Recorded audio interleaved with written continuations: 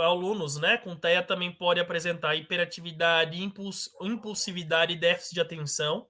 É muito comum. Pelo menos 28 a 74% das crianças apresentam esses tipos de comportamento.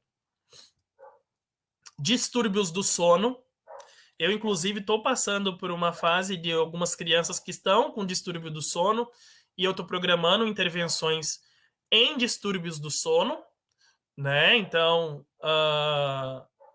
é tudo feito com registro e análise funcional também, tanto distúrbios do sono, quanto questões de desfraude, né? Até a própria questão do desfraude, gente, tem um tipo de registro que se chama Scalar Plot, em que você pode ver, por exemplo, em que momentos que a criança costuma fazer mais xixi e de lá você programa uma intervenção baseada em evidência, com suporte visual. No distúrbio do sono, da mesma forma.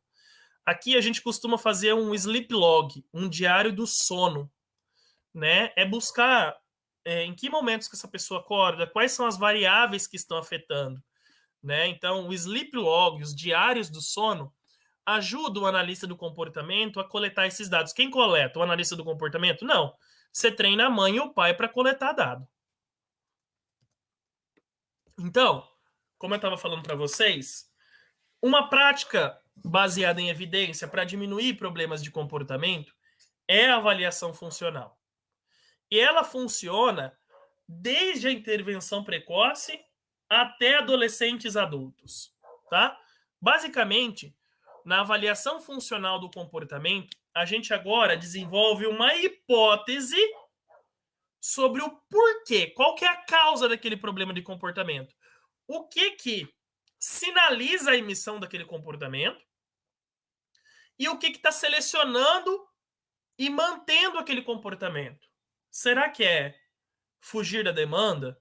Será que é a atenção dos pais?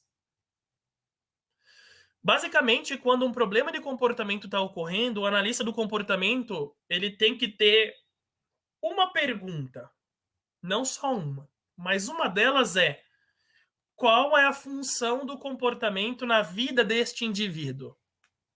Porque ele possui uma função. Como pessoas, né, com TEA, possuem dificuldades de comunicação, muitas vezes comportamentos agressivos, autoagressivos, possuem uma função, bem entre aspas, comunicativa. A pessoa está dizendo, por exemplo, que ela quer remover algum estímulo ou que ela quer acrescentar algum estímulo. Esse paciente grave que eu falei para vocês, na análise funcional, deu que os problemas, ele não conseguia ir para outros ambientes que o que produz atenção, o que produzia atenção em outros ambientes, o que sinalizava para ele que produz atenção é emitir problemas de comportamento, de arranhar, morder as pessoas, e aquilo ele tinha atenção. A gente deu um outro comportamento para ele, ensinou um outro comportamento com a mesma função, e agora ele consegue não emitir problemas de comportamento e emitir esse comportamento adequado, né? Então, como crianças com TEA, eles têm dificuldade, né,